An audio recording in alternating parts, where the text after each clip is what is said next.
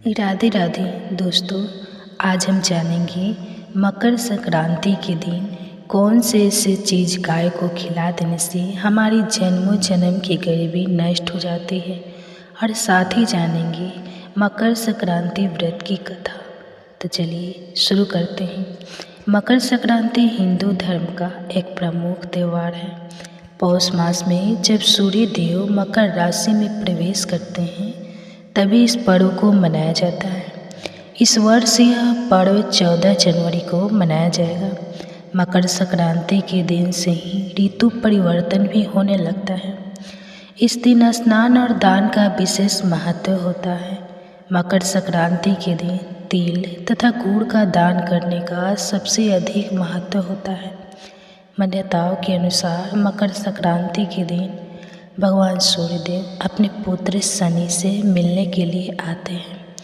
मकर संक्रांति से जुड़ी एक प्राचीन कथा का उल्लेख पुराणों में मिलता है। कथा के अनुसार मकर संक्रांति के दिन गाय की सेवा करने का बहुत अधिक महत्व होता है। इस दिन गाय को कुछ चीज़ें जरूर खिलानी चाहिए जिससे सूर्यदेव की विशेष कृपा प्राप्त होती है। इस दिन अन्य कुछ महत्वपूर्ण उपाय भी अवश्य करना चाहिए। तो चलिए सबसे पहले हम जानते हैं मकर संक्रांति के दिन गाय को कौन सी चीज़ें खिलानी चाहिए। दोस्तों, एक बार द्वारिका में भगवान श्री कृष्ण से मिलने के लिए उनके एक सखा आते हैं जो दूर मध्य देश में निवास करते थे। श्री कृष्ण के मित्र अत्यंत दुखी और दरिद्री थे, इसलिए वे भगवान श्री कृष्ण के पास गरीबी को दूर करने के लिए उपाय मांगने आते हैं। श्री कृष्ण के मित्र उनसे कहते हैं, हे केशव, मैं अत्यंत दुखी और दरिद्र हूँ। इतने ही परिश्रम करने पर भी मुझे अपने परिवार को पालने जितने भी धन की प्राप्ति नहीं हो पाती। हे द्वारिकाधीश, मैं आपके पास धन संपत्ति मांगने नहीं आया हूँ, किंतु आप मुझे ऐसा कोई उपाय बताएं जिससे मेरी दरिद्रता दूर हो जाए और मैं अपने परिवार का पालन कर सकूं। मैं किसी लोभ के कारण आपके पास नहीं आया हूं और ना ही मुझे धन चाहिए। मैं तो बस इतना चाहता हूं कि आपकी कृपा सदैव मुझ पर बनी रहे। कृपया मुझे मेरी गरीबी दूर करने के लिए कोई उपाय बताओ। मैं जीवन भर आपका ऋणी रहूँगा। मित्र द्वारा इस प्रकार से प्रार्थना करने पर भगवान श्री कृष्ण कहते हैं, हे सखा, मैं सब कुछ जानता हूँ, तुम्हारे दुख के बारे में भी और तुम्हारी दरिद्रता का कारण भी। और मैं यह भी जानता हूँ कि तुम मेरे पास धन मांगने नहीं आए हो और मेरे द्वारा तुम्हें धन देने पर भी तुम मुझे स्वीकार नहीं करोगे। इसलिए मैं तुम्हें स्वाभिमान का मान रखते हुए तुम्हें धन तो नहीं दूंगा, किंतु मैं तुम्हें एक उपाय अवश्य बताता हूँ जिससे तुम अपनी गरीबी दूर कर सकोगे। तुम्हारी दरिद्रता का नाश होगा और तुम्हें अपार धन संपत्ति की प्राप्ति होगी। हे मित्र, इस अत्यंत महत्वपूर्ण धन प्राप्ति के उपाय को बताने से पूर्व मैं तुम्हें एक महान कथा सुनाता हूँ जिससे सुनने मात्र से ही तुम्हारी सभी मनोकामनाएं पूर्ण हो जाएगी। और जो उपाय मैं तुम्हें बताने जा रहा हूँ उस उपाय को करके तुम्हारी दरिद्रता भी दूर हो जाएगी। इसलिए इस कथा को तुम ध्यान से सुनो। इस कथा में मैं तुम्हें संपूर्ण मनोकामनाओं को पूर्ण करने वाली कामधेनु माता की कृपा प्राप्त करने का उपाय बताऊंगा। तुम्हें नित्य केवल एक चीज़ गौ माता को खिलानी है। ऐसा करने से तुम्हारी दरिद्रता समाप्त हो जाएगी। श्री कृष्ण कहते हैं, हे सखा, बहुत समय पहले की बात है। एक छोटे से गांव में एक वैश्य रहता था जिसका नाम धनीराम था। धनीराम अपार धन संपत्ति का स्वामी था। उसके पास सोने चांदी के आभूषण, अनगिनत खेत और विशाल हवेली थी। उसके घर में हर सुख सुविधा उपलब्ध थी, लेकिन धनीराम का स्वभाव स्वार्थी और निर्दय था। वो अपने धन का कभी सदुपयोग नहीं करता था। उसके द्वार पर जब साधु संत या भिक्षुक आते तो वे खाली हाथे लौट जाते। उसने कभी किसी भूखे को भोजन नहीं दिए, ना ही किसी प्यासे को पानी। यहाँ तक कि जो गाय या कुत्ते उसके द्वार पर आते उन्हें भी वह डांट कर भगा देता। वह केवल अपने धन को बढ़ाने और संग्रह करने में लगा रहता। उसकी पत्नी सुमित्रा इसके विपरीत एक पतिव्रता और दयालु महिला थी। वह प्रतिदिन सूर्योदय से पहले उठकर सूर्यदेव की पूजा करती, उन्हें जल अर्पित करती और अपनी गृहस्थी को सही मार्ग पर चलाने का प्रयास करती। धनीराम का स्वार्थ दिन दिन प्रतिदिन बढ़ता जा रहा था। अपने धन और संपत्ति पर उसे बड़ा घमंड था और उसे लगता था कि उसकी हिम्मत हमेशा उसका साथ देगी। इस बीच मकर संक्रांति का पर्व आया। पूरे गांव में चहल पहल थी। लोग सुबह सुबह स्नान करके नए वस्त्र पहनते, भगवान सूर्यदेव की पूजा करते और दान पुण्य के लिए सामग्री जुटा गांव के बुजुर्ग और विद्वान इस दिन के महत्व को समझाते हुए कहते हैं, मकर संक्रांति का दिन विशेष है। इस दिन किया गया दान और गौ सेवा 100 गुना पुण्य देती है। यह दिन न केवल धर्म का पालन करने का है, बल्कि अपने पापों का प्रायश्चित करने का भी अवसर है। इसलिए धनीराम के घर का दृश्य बिल्कुल अलग था। उसके दरवाजे पर एक गौ माता खड़ी थी जो भूख से रंभा रही थी। उसकी आंखों में करुणा थी, जैसे वह धनीराम से एक टुकड़ा रोटी की याचना कर रही हो। पर धनीराम का स्वभाव तो पहले से ही कठोर था। उसने गुस्से से देखा और अपने नौकर को आदेश दिया, इस गाय को यहाँ से भगाओ। मेरे दरवाजे पर इसका क्या काम? नौकर ने संकोचा हुए कहा, सेठ जी, आज मकर संक्रांति है, गौ माता को भोजन देना पुण्य का काम है। धनीराम ने क्रोध में आकर कहा, तुम्हें क्या मेरी संपत्ति लुटानी है? जाओ इसे दूर भगा दो। गौ माता धीरे धीरे भूखी और निराश होकर वहाँ से चली गई। उसी दिन कई साधु संत और भिक्षुक भी धनीराम के द्वार पर आए, लेकिन सबके साथ वही व्यवहार हुआ। वह किसी को भी दान देना तो दूर, उनके साथ सम्मान से बात करना भी उचित नहीं समझता था। उस दिन का पाप जैसे धनीराम की नियमिति को चुनौतियाँ दे रहा था। कुछ ही दिनों बाद धनीराम की हवेली पर एक बड़ा संकट आया। एक अंधेरी रात में जब पूरा गांव सो रहा था, कुछ चोरों का दल उसकी हवेली में घुस आया। उन्होंने उसकी तिजोरी तोड़ दी, जहां उसका सारा सोना चांदी और धन ढका हुआ था। चोरों ने न केवल तिजोरी लूटी, बल्कि घर में रखा हुआ कीमती सामान भी अपने साथ ले गए। जब सुबह धनीराम ने यह दृश्य देखा तो उसकी आंखों के सामने अंधेरा छा गया। उसके पास अब कुछ भी नहीं बचा था। धनीराम ने अपनी संपत्ति खोने के बाद से ही खाना पीना छोड़ दिया। वह दिन रात चिंता में डूबा रहता, मैंने यह सब कैसे खो दिया। वह बार बार यही सोचता। उसे ऐसा लगता जैसे उसकी मेहनत और जीवन की पूरी पूंजी किसी ने एक झटके में छीन ली हो। चिंता के कारण उसका स्वास्थ्य तेजी से बिगड़ने लगा। उसे भूख नहीं लगती थी, रातों में नींद नहीं आती थी और धीरे धीरे उसका शरीर कमज़ोर होने लगा। पर धनीराम की चिंता खत्म नहीं हो रही थी। वह अपने बिस्तर पर पड़ा रहता, आंखें खुली रहती और बार बार अपनी पत्नी से कहता, सुमित्रा, मेरे जीवन का क्या होगा? मेरे बिना यह घर कैसे चलेगा? सुमित्रा, जो पहले से ही अपने पति की कठोरता और स्वार्थ से दुखी थी, अब उसकी इस हालत को देखकर और भी परेशान हो गई।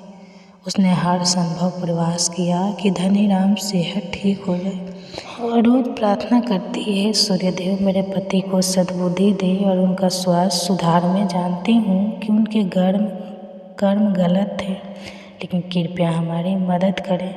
एक दिन सुमित्रा अपनी रोज की दिनचर्या में व्यस्त थी। इसी बीच दोपहर के समय दरवाजे पर एक बूढ़े साधु का आगमन हुआ। साधु का चेहरा तेजस्वी था, लेकिन भूख और थकावट से वह थोड़ा कमज़ोर दिख रहा था। उन्होंने अपनी लड़की सी छड़ी से दरवाजे पर दस्तक दी और सुमित्रा को आवाज़ दी, हे माता, क्या इस भूखे साधु को कुछ अन्न मिल सकता है? सुमित्रा ने जैसे ही आवाज़ सुनी वह दरवाजे की ओर भागी। उसके सामने एक साधु खड़े थे जो अत्यंत विनम्रता से अपनी याचना कर रहे थे।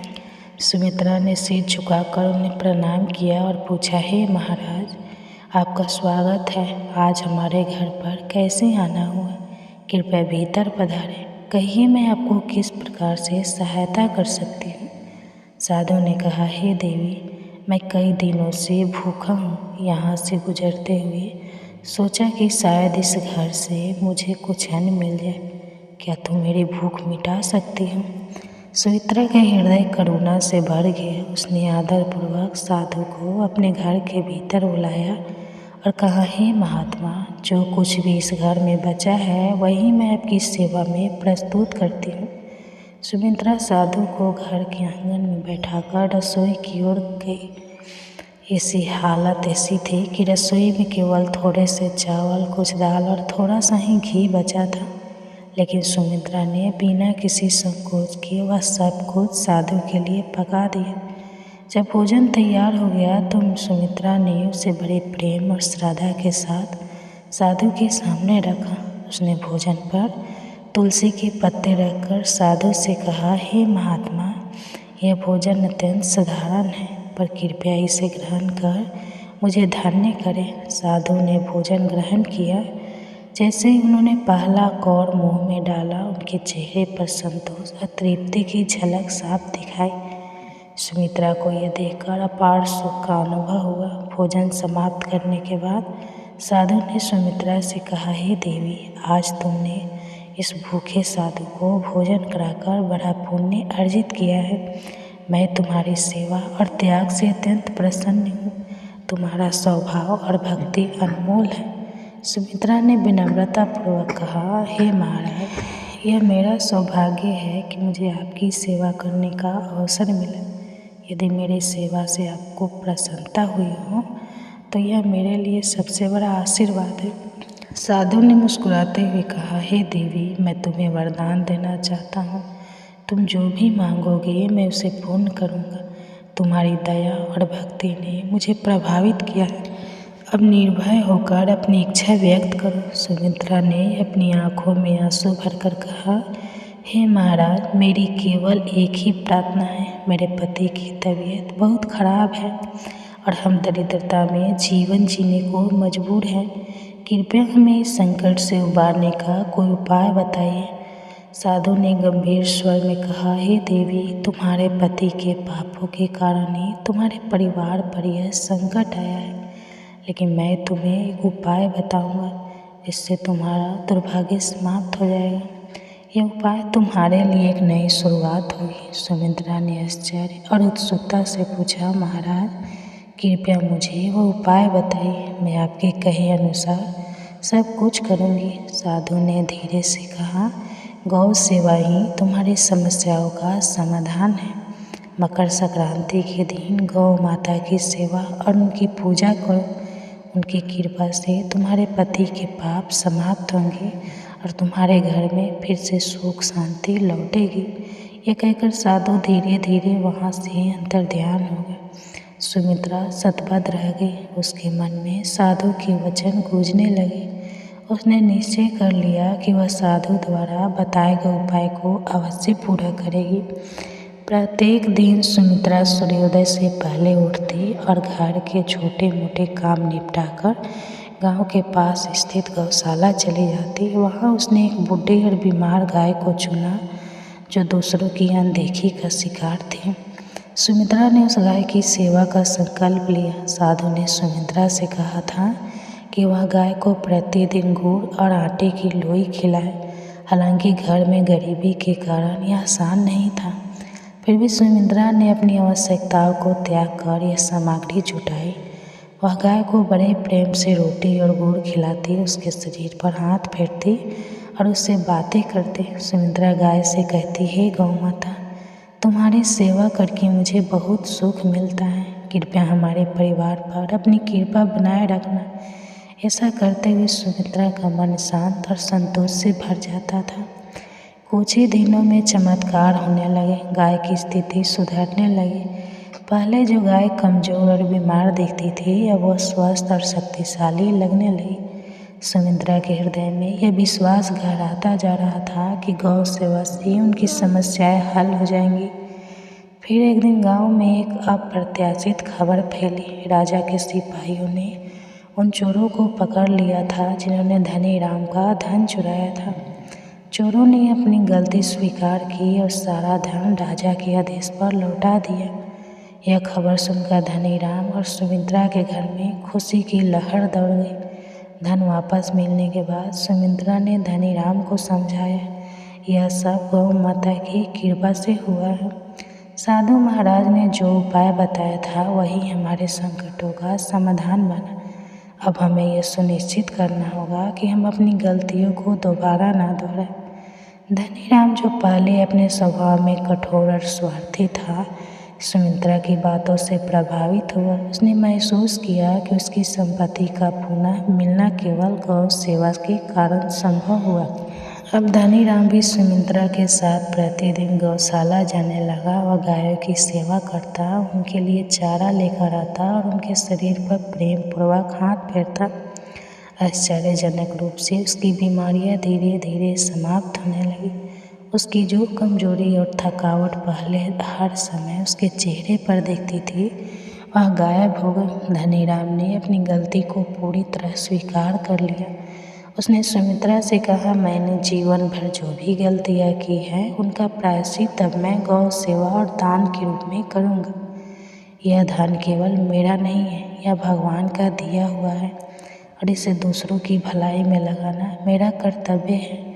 उसने अपने घर के पास एक बड़ी गौशाला बनवाई जहाँ कई गायों की सेवा होती।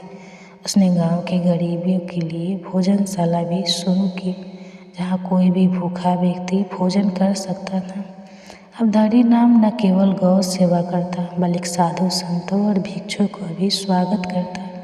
वह प्रतिदिन सूर्य देव की पूजा करता और अपने कर्मों से दूसरों के लिए प्रेरणा बन गया।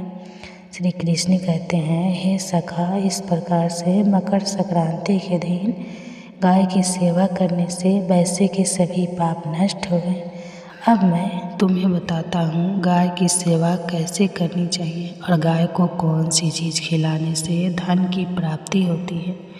हे मित्र, शास्त्रों में गाय को माता कहा गया है और समस्त देवी देवता भी इनका पूजन करते हैं। गायों को 6 अंग गोबर, मूत्र, दुग्ध, दधि और घृतिया अत्यंत पवित्र और शुद्ध के साधन भी हैं। गोबर से बिल्व वृक्ष उत्पन्न हुआ, उसमें लक्ष्मी विद्यमान है, इसलिए इसे श्री वृक्ष कहा जाता है। गोबर से ही कमल के बीज उत्पन्न हुए हैं। गौमूत्र से गूगल की उत्पत्ति हुई है, जो देखने में प्रिय और सुगंध युक्त है, जो सभी देवों का आहार है।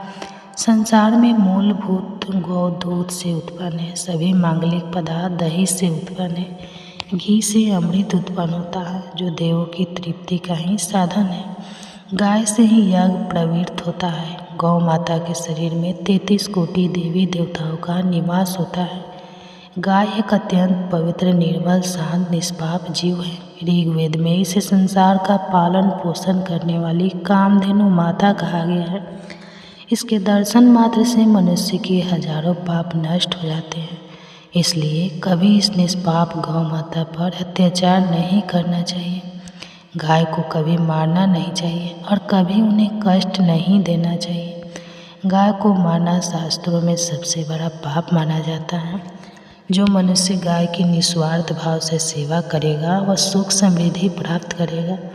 जो स्त्री रसोई में बनी पहली रोटी गौ माता को खिलाएगी वह सदा सुहागन और सौभाग्यशाली रहेगी। जो लोग अपने घर में गाय के प्राप्त 5 गवे को घर में रखेगा उसके घर में कभी दुख दरिद्रता नहीं आएगी। जो व्यक्ति प्रतिदिन किसी न किसी तरह से गौ माता की सेवा करता है वह सबके अधिक पुण्यवान बन जाता है। शास्त्रों में गौ माता को माँ लक्ष्मी का रूप माना गया है, इसलिए उनकी पूजा करने से दरिद्रता दूर होती है। प्राचीन काल से ही गौ माता की सेवा और संरक्षण करने की परंपरा चली आ रही है। कई ऋषि मुनि अपनी कुटिया में गायों का पालन करते थे तथा राजा महाराजा गायों का दान करते थे। गायों के दान से सबसे बड़ा दान कहा गया है। गाय का दान करने से सभी जन्मों के पाप नष्ट हो जाते हैं और मनुष्य को मोक्ष की प्राप्ति होती है। गौ माता के दर्शन करना बहुत शुभ होता है। शास्त्र कहते हैं रोज सुबह गाय के दर्शन होने से पुण्य की प्राप्ति होती है और सुबह गोबर के दर्शन होने से लक्ष्मी की प्राप्ति होती है। अगर किसी महत्वपूर्ण कार्य के लिए जा रहे हैं और चारा की गौ माता आपके रास्ते में आ जाती है तो वह कार्य निश्चित ही सफल हो जाता है। किसी भी यात्रा पर निकलते समय अगर गौ माता के दर्शन हो जाए तो वह यात्रा सुखपूर्वक पूर्ण हो जाती है। इसमें सहज नहीं है। कुंडली में यदि प्रेत दोष होता है तो अन्य उपायों के साथ साथ गौ माता को प्रतिदिन रोटी और घास खिलाने से लाभ होता है और प्रेत दोष से मुक्ति मिलती है।